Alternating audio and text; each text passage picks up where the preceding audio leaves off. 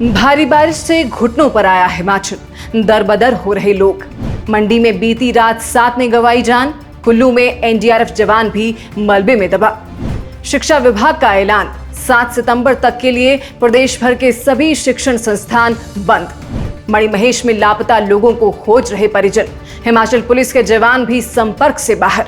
हिमाचल आपदाग्रस्त राज्य घोषित, लेकिन क्या प्रभावितों को मिलेगी फौरी राहत? भारी बारिश से हिमाचल प्रदेश कांप रहा है। कहीं पहाड़ दरक रहे हैं, कहीं गांव के गांव खाली हो रहे हैं, परिवार के परिवार बिखर चुके हैं, गांव के गांव उजड़ रहे हैं। और साफ शब्दों में कहें तो हमारा पहाड़ी राज्य हिमाचल आज घुटनों पर है। सरकार ने पूरे प्रदेश को आपदा प्रभावित घोषित कर दिया है। सितंबर आने के साथ लोग राहत की उम्मीद कर रहे थे, लेकिन बादलों के बरसने का दौर बदस्तूर जारी ही है।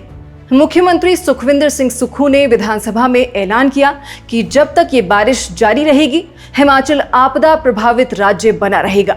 इसी बीच लगातार हो रही बारिश ने पिछली रात और आज दिन भर भी प्रदेश को गहरे जख्म दिए हैं। कहीं परिवार मलबे में दब गया, तो कहीं एनडीआरएफ जवान भी मलबे की चपेट में आए हैं। कहीं गांव के गांव खाली करवाए गए, तो कहीं सड़कों का नामो निशान ही मिट गया है। प्रदेश भर के सभी स्कूल अगले सोमवार 7 सितंबर तक के लिए बंद कर दिए गए हैं। शिक्षकों को भी विद्यालय पहुंचने की बाध्यता नहीं रहेगी। यदि संभव हो तो स्कूल प्रबंधन ऑनलाइन मोड में कक्षाएं आयोजित कर सकते हैं, अन्यथा आदेश में इस बाबत भी बाध्यता नहीं रखी गई है। आज बात करेंगे कि किस जिले में कितना नुकसान हुआ है और जानेंगे मौसम विभाग ने क्या जानकारी दी है, कब थमेगा ये बारिश का दौर, और साथ में ये भी जानेंगे आखिर क्यों हिमाचल को किया गया आपदाग्रस्त राज्य घोषित और क्या होता है इसका मतलब। वीडियो में अंत तक बने रहें और हमारे YouTube चैनल को सब्सक्राइब जरूर करें। पहली खबर मंडी जिले से है, जहां मौसम विभाग द्वारा जारी किए गए ऑरेंज अलर्ट के बीच खूब तबाही हुई है। सुंदरनगर की बीबीएमबी कॉलोनी में एक परिवार पूरी तरह मलबे में दब गया। प्रत्यक्षदर्शियों ने बताया कि काफी देर तक दबे लोगों की चीखें आती रहीं, लेकिन फिर सन्नाटा पसर गया। गुरप्रीत नाम का शख्स, उसकी पत्नी भारती, 2.5 साल की बेटी कीरत और उसकी मां सुरेंद्र कौर इस हादसे में हमेशा के लिए खो गए। इसी हादसे में शांति देवी नाम की महिला भी मलबे की चपेट में आ गई। एक स्कूटी सवार और एक टाटा सुमो ड्राइवर की जान भी उसी वक्त मलबा आने की वजह से चली गई। रेस्क्यू ऑपरेशन पूरी रात चलता रहा। तेज बारिश ने उसमें भी रुकावटें डाली। दूसरी तरफ कुल्लू के अखाड़ा बाजार में देर रात लैंडस्लाइड से 2 मकान ढह गए। मलबे में दबकर एनडीआरएफ जवान समेत 2 लोग जिंदा दफन हो गए। शिमला के रामपुर में विश्वकर्मा मंदिर का हिस्सा टूट गया, जबकि किन्नौर में NH5 पर खड़े ट्रक चट्टानों से कुचल गए। मंडी के जोगेंद्रनगर के कुंडूनी गांव में पूरी बस्ती को खाली करवाना पड़ा। लोग अपने पालतू मवेशियों के साथ सुरक्षित जगहों पर पहुंचे। ये हादसे सिर्फ आंकड़े नहीं, बल्कि बिखरे हुए सपने और टूटे परिवारों की तस्वीरें हैं। पिछले 24 घंटे में ही लैंडस्लाइड और घर गिरने से 13 लोगों की मौत हो चुकी है। प्रदेश में अब तक 1333 सड़कें बंद हो चुकी हैं। किन्नौर में नेशनल हाईवे पर चट्टानें गिरने से गाड़ियां चकनाचूर हो गईं।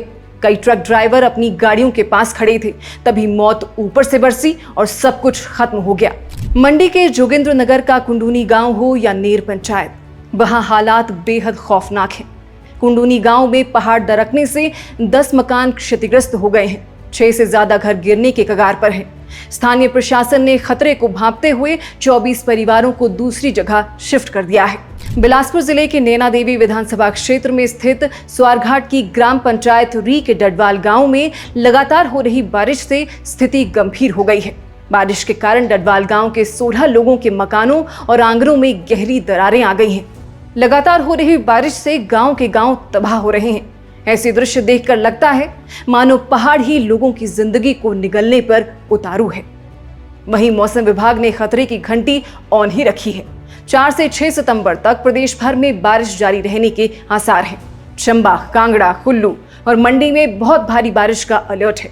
वहीं बिलासपुर, किन्नौर, शिमला, ऊना और सिरमौर में भी भारी बारिश की संभावना जताई गई है। हालांकि मौसम विभाग का मानना है कि इसके बाद प्रदेश में मौसम का रुख बदल सकता है, यानी बारिश में गिरावट दर्ज की जा सकती है, जो कि राहत का समाचार है। आज हिमाचल केवल पहाड़ों की खूबसूरती नहीं, बल्कि दर्द और तबाही की तस्वीर बन चुका है।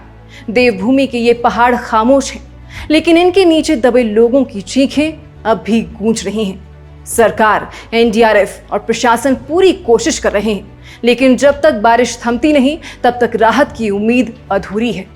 मणिमहेश यात्रा में कई लोग अभी तक फंसे हैं, परिजन उनकी तलाश में हैं। प्रशासन का कहना है कि अभी जिनकी सूचना नहीं मिल पा रही है वे भी लौटेंगे वहां से। मुख्यमंत्री सुखविंदर सिंह सुक्खू ने विधानसभा में साफ कहा है कि जब तक ये बारिश थमेगी नहीं, हिमाचल आपदाग्रस्त राज्य घोषित रहेगा। अब ये जान लेते हैं कि ये आपदा घोषित राज्य का मतलब क्या होता है और इससे हम आम लोगों को क्या लाभ होगा। दरअसल डिजास्टर मैनेजमेंट एक्ट 2005 के तहत आपदाग्रस्त राज्य घोषित करने का प्रावधान राज्य सरकारों के पास है। ये अधिनियम राज्यों को आपदा प्रबंधन के लिए ढांचा प्रदान करता है। इसी अधिनियम के अंतर्गत प्रत्येक राज्य को स्टेट डिजास्टर रिस्पांस फंड बनाने की शर्त है। हिमाचल प्रदेश भी इस हिस्से में आता है। अधिनियम के तहत राज्य अपने क्षेत्रीय विशेष संदर्भ में ऐसी व्यवस्थाएं घोषित कर सकते हैं जो मिनिस्ट्री ऑफ होम अफेयर्स के अधिसूचित राष्ट्रीय आपदाओं की सूची में नहीं हो, लेकिन स्थानीय स्तर पर विनाशकारी हो। इसका मतलब हुआ कि आपदा से हुए नुकसान को त्वरित भरपाई के लिए एसडीआरएफ का उपयोग किया जा सकेगा। यानी हिमाचल प्रदेश सरकार अब एसडीआरएफ के माध्यम से त्वरित राहत, पुनर्वास और विशिष्ट सहायता उपाय लागू कर सकती है। ये राज्य के नागरिकों को सीधे वित्तीय, चिकित्सीय और सामाजिक सुरक्षा प्रदान करने वाला एक प्रभावी कदम है। अब सवाल यही है, क्या हम इस आपदा से सबक लेंगे? क्या देश मिलकर हिमाचल को संभाल पाएगा, या फिर हर साल की बरसात हमें ऐसे ही बेबस और लाचार बना देगी? बाकी हिमाचल में लगातार हो रही बारिश के बीच हमारा सभी से आग्रह है कि अनावश्यक यात्रा करने से बचें, घर पर रहें, सुरक्षित रहें, अपना और अपनों का ख्याल रखें। अभी के लिए बस इतना ही। नमस्कार।